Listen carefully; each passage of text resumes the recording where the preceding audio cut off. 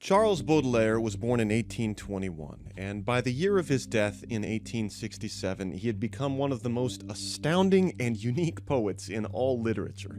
Born right at the apex of literary romanticism, which praised nature and innocence and childhood, Baudelaire went in a completely different direction than many of his contemporaries, writing about urban life, with all of its grime and inequities, but also its strange and haunting beauties.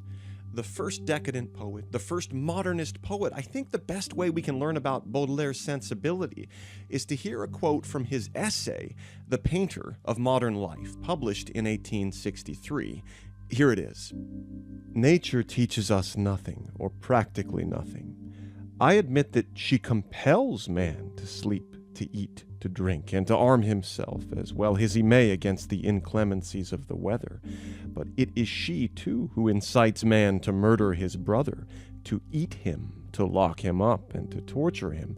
For no sooner do we take leave of the domain of needs and necessities to enter that of pleasures and luxury, than we see that nature can counsel nothing but crime.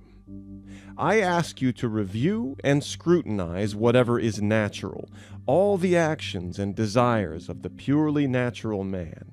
You will find nothing but frightfulness.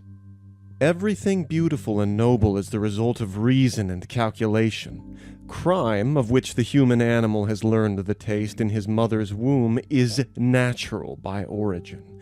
Virtue, on the other hand, is artificial, supernatural, since at all times and in all places gods and prophets have been needed to teach it to animalized humanity, man being powerless to discover it by himself.